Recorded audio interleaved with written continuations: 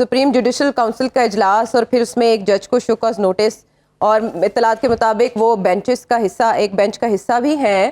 آپ کے خیال میں عدلیہ میں اصلاحات کا آغاز ہوا ہے یا same thing but in another way؟ دیکھیں، اس میں تو کوئی شک نہیں ہے کہ ججوں میں نظریاتی طور پر تقسیم ہے، اور میں یہ لفظ بہت محتاط طریقے سے استعمال کر رہا ہوں. تقسیم تو ہے اور نظریاتی کہہ لیں آپ اس کو.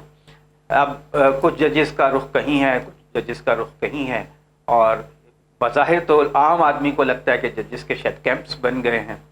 تو اس تناظر میں ہی ہمیں سب چیزیں دیکھنی چاہیے، چاہے سپریم جوڈیشل کونسل ہو یا بڑے بڑے فیصلے ہوں. اب بات یہ ہے کہ قانون کی اہمیت ہے کیا کوئی ریلیونٹ ہے قانون پاکستان میں؟ جب ایک چیئرمین نیب بدلتا ہے، سارا نیب کے عملے کا رویہ ہی بدل جاتا ہے. وہ کہتا ہے ہمیں تو کوئی اعتراض ہی نہیں ہے، آپ اس کی ضمانت لے لیں، آپ اس کو رہا کر دیں، ہم کیس وڈرا کرتے ہیں. بڑے بڑے کیسز ختم ہو رہے ہیں لوگوں پہ. وہ کسی کی آمدن سے زیادہ اثاثے ہیں، 80-90 کروڑ روپے کے، اس نے کوئی اس کا پروف نہیں دیا کہ وہ کہاں سے آئے. تو انہوں نے کہا ٹھیک ہے، ہمیں تو اس پہ کوئی اعتراض نہیں، وہ ایک سابق وزیر خزانہ تھے یا کوئی سابق وزیر تھے، اور وہ مقدمہ ختم ہو گیا. تو جب قانون کی کوئی اہمیت ہی نہیں ہے، اصل اہمیت تو ایگزیکٹو کی ہے، پاورفل لوگوں کی ہے. تو وہ جو جی چاہتا ہے تو وہ کیسز بن جاتے ہیں اور پروسیڈ ہونا شروع ہو جاتے ہیں بہت ایک بڑی تیز رفتاری کے ساتھ. اگر ان کا جی نہیں چاہتا ہے تو وہ پھر نہیں ہوتے ہیں، وہ ختم ہو جاتے ہیں. تو قانون اور آئین کی کوئی اہمیت ہے؟ 90 روز میں الیکشن کا ایک آئین میں واضح حکم موجود ہے، کیا اس پہ عمل ہوا؟ اور اتنے بہت سے ہے کہ آپ اردو کو لازمی زبان بنائیں گے 10 سال میں، اس پہ عمل ہوا؟ جواد خواجہ کا فیصلہ تھا. ویسے اس اختلافی نوٹ میں جو منصور علی شاہ صاحب نے لکھا ہے کہ کرپشن کے مقدمات میں ججز اور فوجی افسروں کا نیب کے ذریعے احتساب ہونا چاہیے، آپ اس سے اتفاق کرتے ہیں؟ یہ اس نوٹ کی خاص بات ہے؟ دیکھیں، جیسے داغ اچھے ہوتے ہیں نا، کرپشن بھی اچھی. پاکستان میں تو آپ 80-90% لوگ جو ہیں وہ اس کام میں ملوث ہیں. کوئی خالص دودھ ملتا ہے آپ؟ ابھی جو گوالے ہیں کیا ان پہ کرپشن کا کوئی کیس ہوتا ہے؟ یہ جو آپ بازار سے مرچیں خریدتی ہیں یہ خالص ہوتی ہیں؟ پاکستان کے جو business man under invoicing over invoicing کر کے اربوں ڈالر کا نقصان پہنچاتے ہیں، ان کی کبھی ہو سکتی ہے؟ یہ سرکاری افسر کی اگر آپ شروع کر دیں، اس کو اتنا مشکل بنا دیا ہے پروسیجر کو، ان کی تو کوئی وہ نہیں ہوتی، ان کے آمدن سے بے تحاشا زیادہ اثاثے ہیں سرکاری افسروں کے. صرف سیاستدانوں کے پیچھے لگ جاتے ہیں.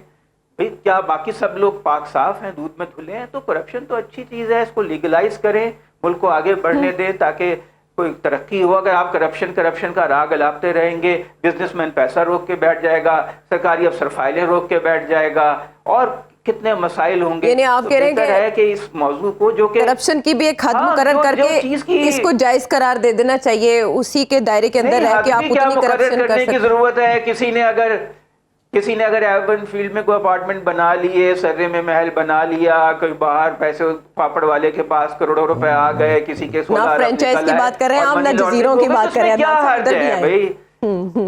جی تو کیا حرج کیا ہے؟ وہ لوگوں نے اپنی محنت سے بنا لیے ہیں. اب آپ حسد کیوں کرتے ہیں دوسروں کے پیسے پہ، دوسروں کے مال پہ؟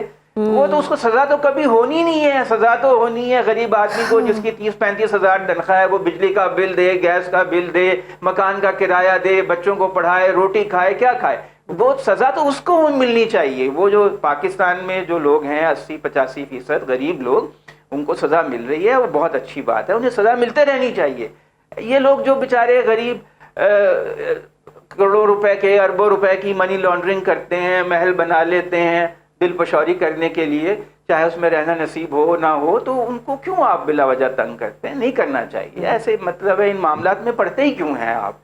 اصل میں تو پھر سارا بزنس ٹھپ ہو جائے گا، ملک کی معیشت رک جائے گی، معیشت کا بہیا جام ہو جائے گا. ہمارے شاہد خاقان عباسی کہتے ہیں نیب رہا تو پاکستان کی معیشت کبھی ترقی نہیں کر سکتی. آصف علی زرداری صاحب کتنے لوگ یہ بات کرتے ہیں. 4 سال کے بعد صدارت کرنے جا رہے ہیں نون لیگ کے تاحیات قائد نون لیگ کے اجلاس کی.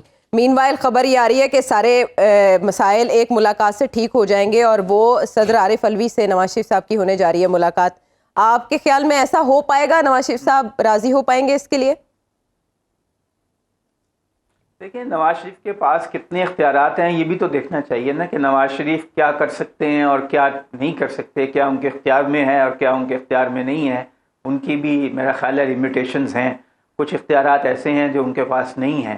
اور جہاں تک سیاست کا تعلق ہے تو وہ اب پاپولر نہیں ہے. اگر ایک فری فیئر الیکشن ہوتا ہے تو تحریک انصاف سویپ کر جائے گی پنجاب کو، اور نواز شریف یہ افورڈ نہیں کر سکتے کہ انہوں نے اتنا میدان سجایا اور اتنے کمپرومائزز بھی کیے اور پھر وہ سارا پلیٹ میں رکھ کر جو ہے تحریک انصاف کو دے دیں.